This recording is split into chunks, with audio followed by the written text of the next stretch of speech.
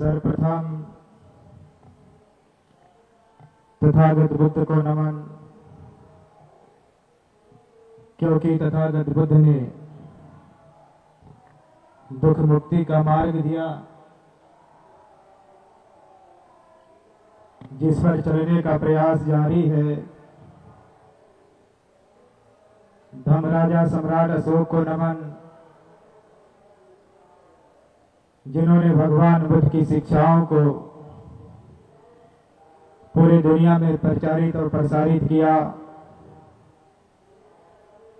परम पूज्य बोधिसत्व बाबा साहब डॉक्टर अम्बेडकर को नमन, क्योंकि बाबा साहब डॉक्टर अम्बेडकर ने इस भारतवर्ष को दुनिया का सबसे सुंदर संविधान और उतना ही बेहतर बौद्ध धर्म महान दिया। नमन उन सभी संतों, गुरुओं, महापुरुषों को जिन लोगों ने देश में समता मूलक समाज की स्थापना करी, उसकी लड़ाई लड़ी और जिनके कारण हम सबको समानता के अधिकार मिल रहे हैं। मंच पर विराजमान आज के कार्यक्रम के अध्यक्ष पूज्य भदंत सुरेश साई जी, भंते बीनाचार्य जी, आज के कार्यक्रम के मुख्य अतिथि मानवर डॉक्टर राजशेखर जी,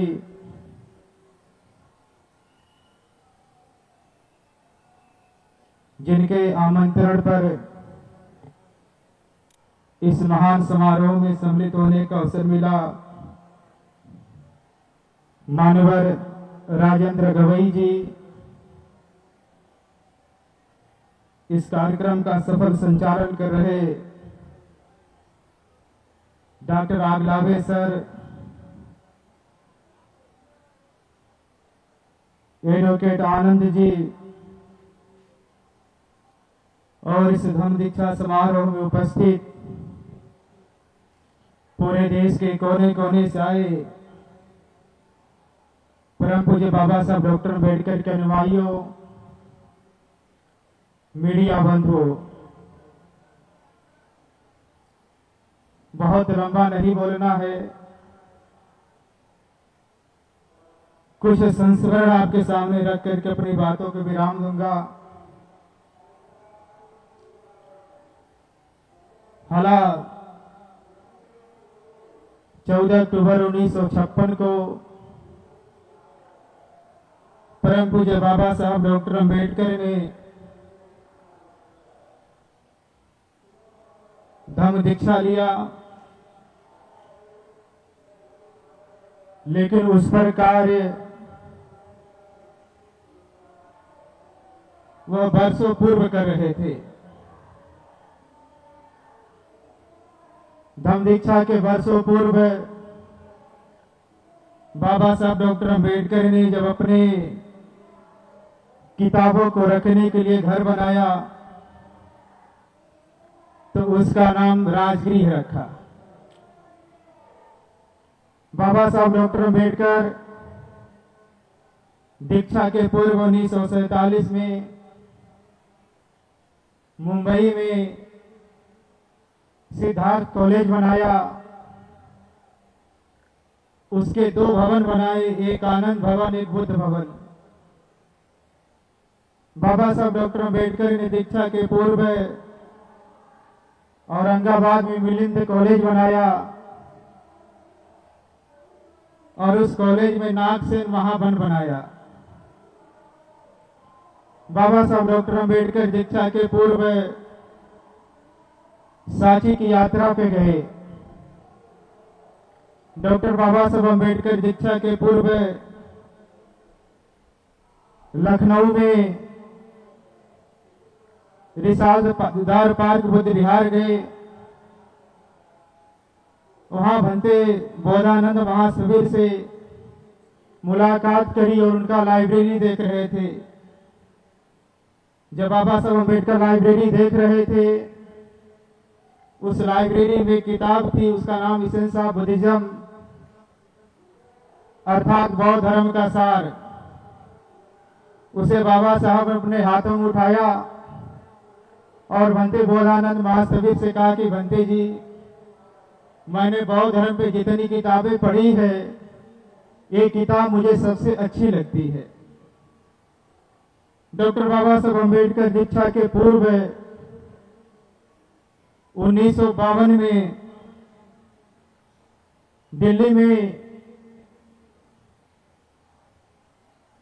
पूरे देश से आए हुए अनुसूचित जाति जनजाति के छात्रों से मिल रहे थे। लगभग 200-300 छात्रों ने बाबा साहब से आग्रह किया कि बाबा साहब, हम लोग आपका जन्मदिन मनाना चाहते हैं। डॉक्टर बाबा साहब अम्बेडकर ने उन लोगों को बड़े प्रेम से कहा कि नहीं, आप मेरा जन्मदिन मत मनाइए,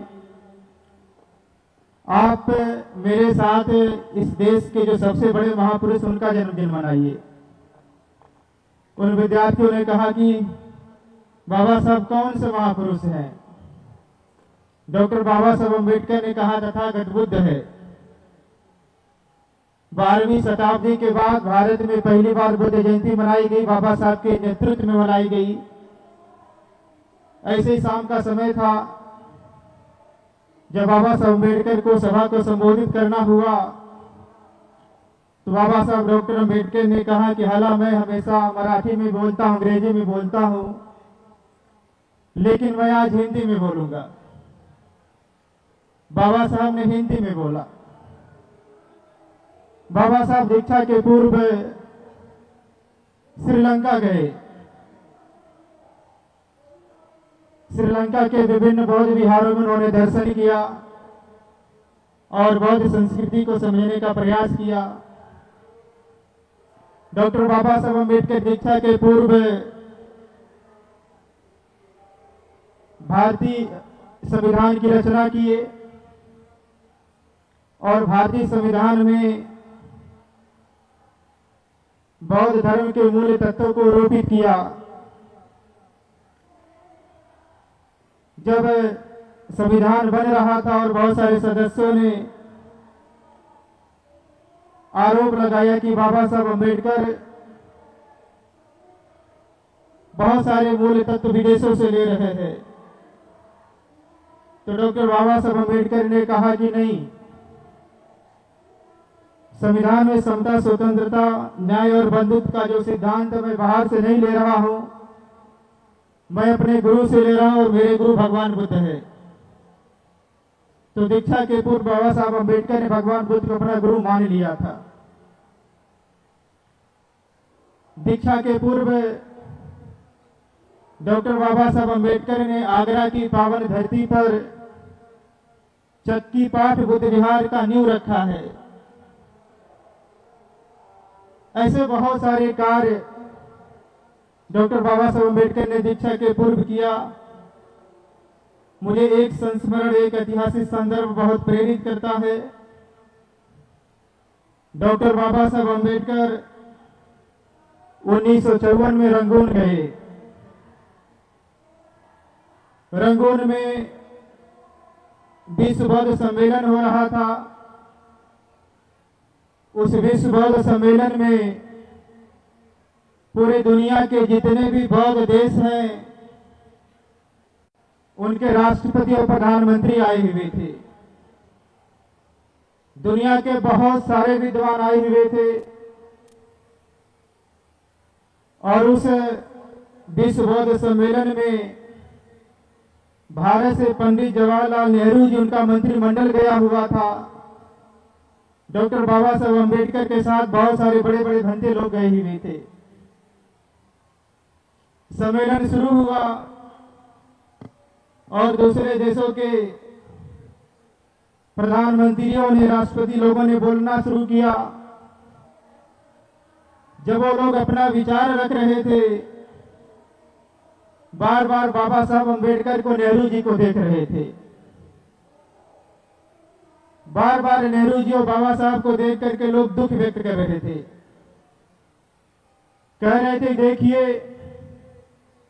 जिस देश में भगवान बुद्ध ने जन्म लिया उस देश के लोग भगवान बुद्ध को भूल गए हैं। वह लोग कह रहे थे कि देखिए, जिस देश में भगवान बुद्ध ने बौद्ध धर्म दिया उस देश के लोग भगवान बुद्ध के धर्म को भूल गए हैं। वो लोग कह रहे थे कि देखिए, जिस देश में भगवान बुद्ध ने ज्ञान का वृक्ष यानी बोधि वृक्ष लगाया है उसी देश से बोधि वृक्ष सूख रहा है। वो लोग शिकायत कर रहे थे कि आप लोगों ने उसे बचाने का प्रयास नहीं किया। वो लोग बहुत तरह की आलोचनाएं कर रहे थे।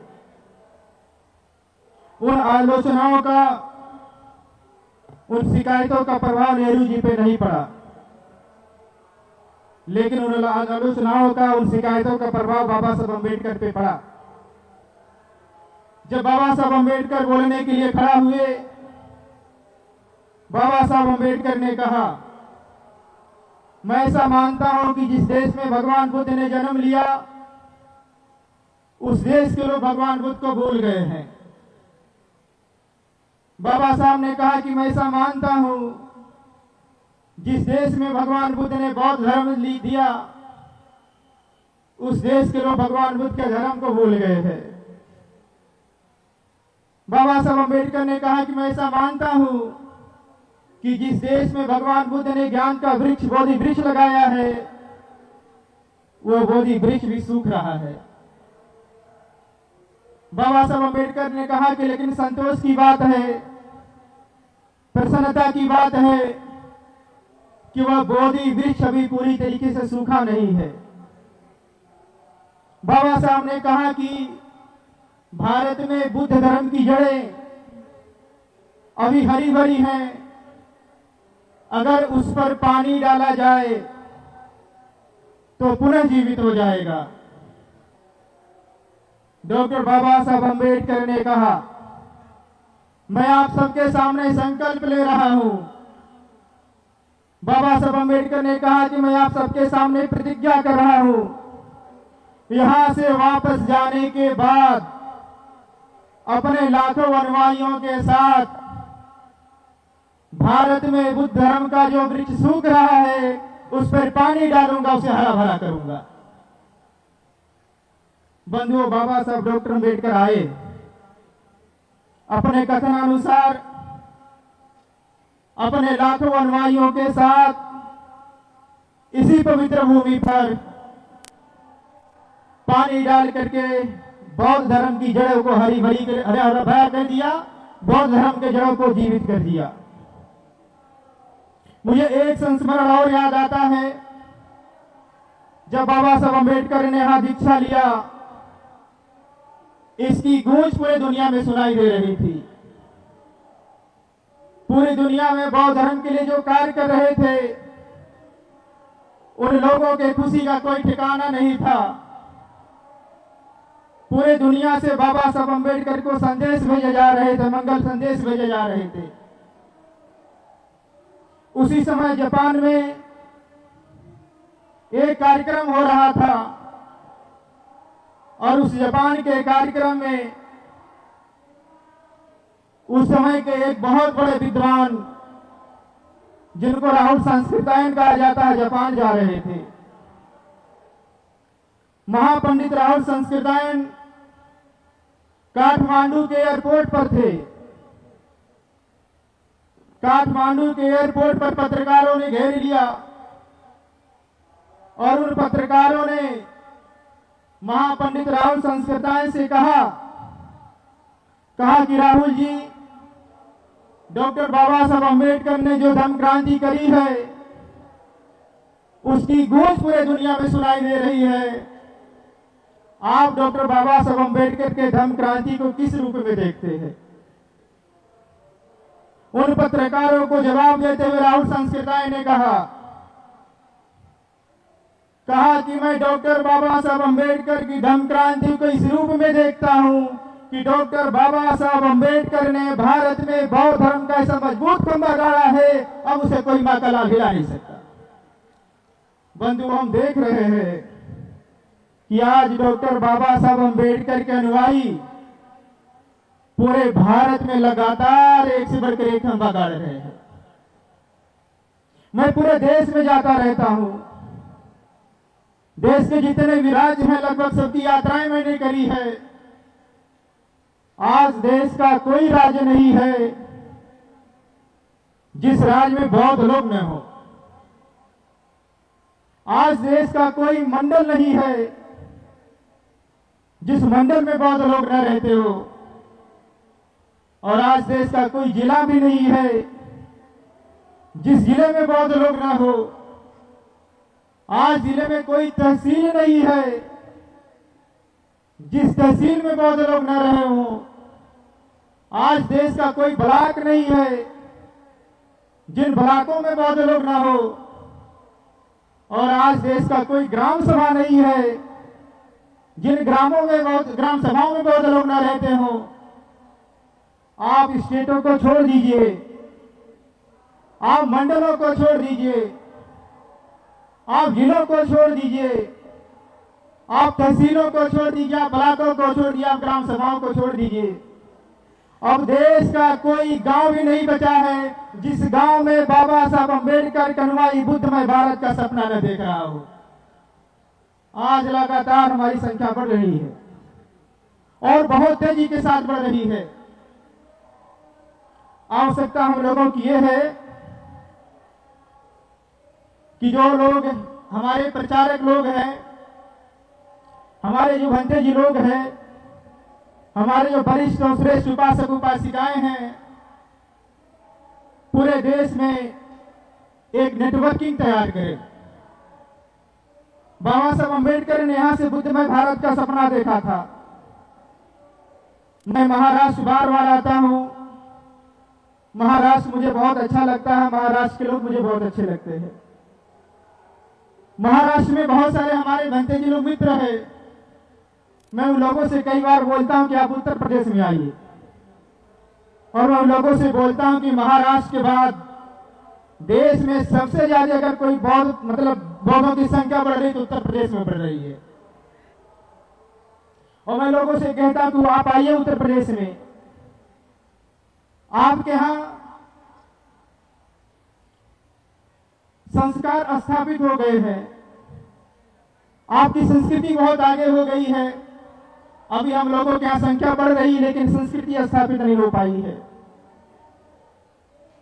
उत्तर प्रदेश के जो लोग हैं वो दिल्ली में जाएं, दिल्ली के लोग किसी और राज्यों में जाएं।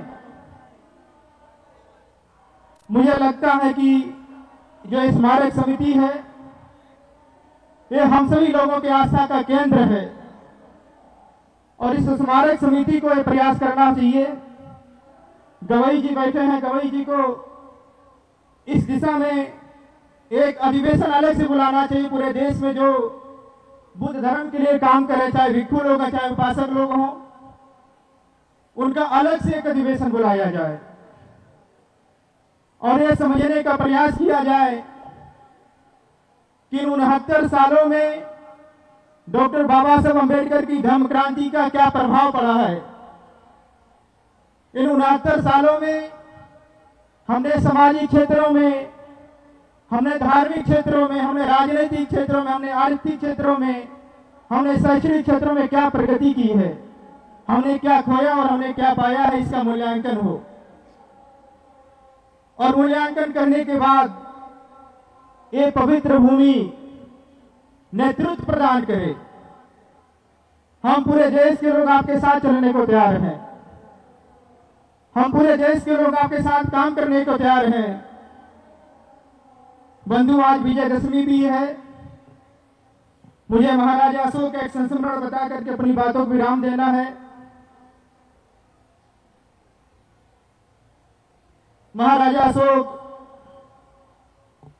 एक बार अपने गुरु मोगलीपुत्र तीर्थ के पास गए। उन्होंने अपने गुरु मोगलीपुत्र तीर्थ से कहा, भंते जी, मैं भगवान बुद्ध के धर्म का सबसे बड़ा अनुयायी हूं और मैं बौद्ध धर्म का संरक्षक भी हूं। बंदे मोगलीपुत्र तिस्स ने कहा कि नहीं महाराज, आपको ऐसा नहीं सोचना चाहिए। आप भगवान बुद्ध के धर्म के सबसे बड़े अनुयायी नहीं हुए हैं, आप संरक्षक भी नहीं है।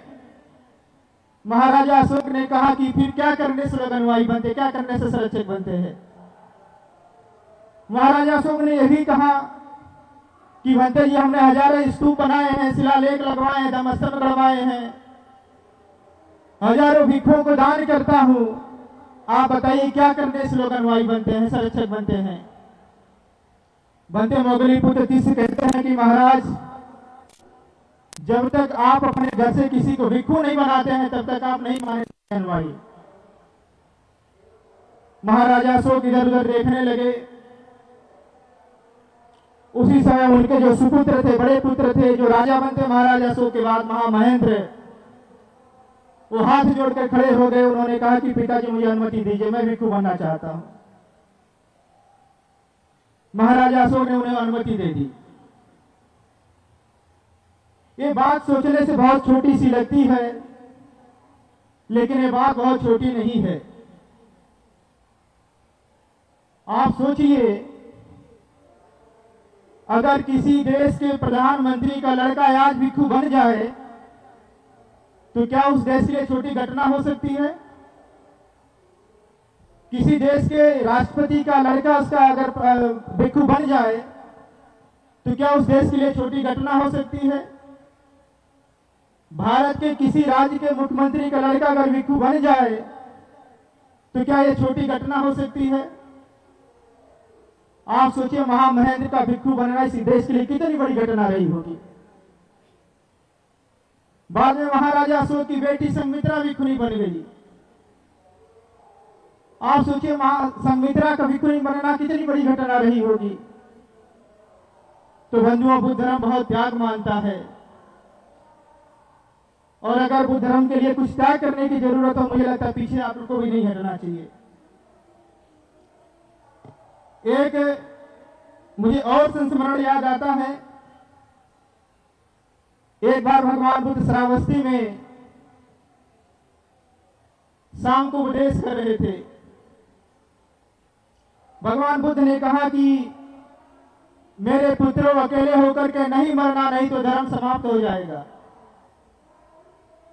भगवान बुद्ध के कहने का मतलब है, जो भिक्षु लोग हैं उन्हें अपने जीवन में किसी न किसी को भिक्षु बनाना चाहिए।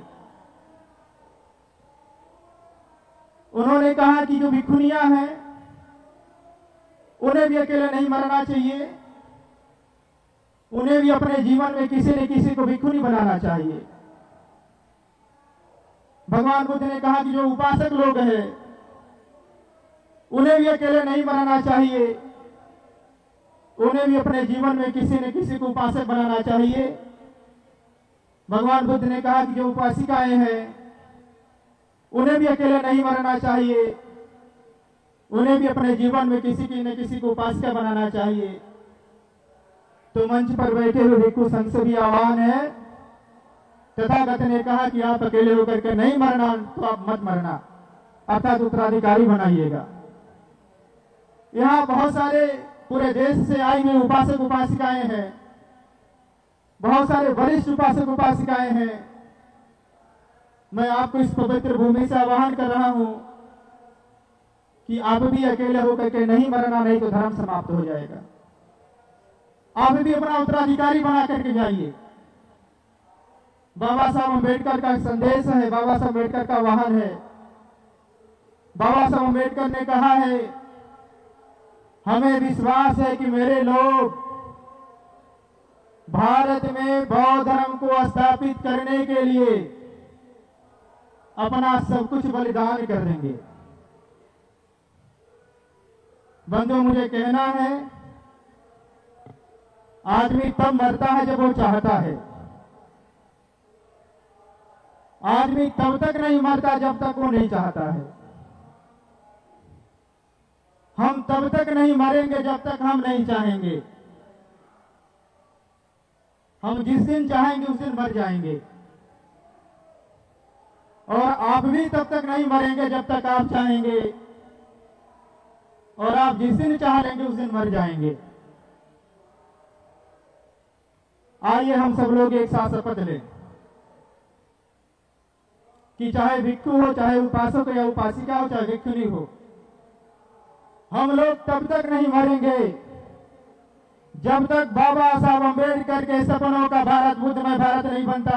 इन्हीं सब बातों के साथ आयोजन समिति का मैं पुनः धन्यवाद ज्ञापित करता हूँ। आगलावे सर का धन्यवाद और गवई साहब का धन्यवाद। आप सभी लोगों को इस धम्म दीक्षा दिवस की ढेर सारी मंगल कामनाएं और इस पवित्र भूमि को मैं बार बार प्रणाम करते हुए, हजार बार प्रणाम करते हुए, परम पूज्य बाबा साहब अम्बेडकर की स्मृति को नमन करते हुए अपनी बातों को समाप्त करता हूँ। धन्यवाद।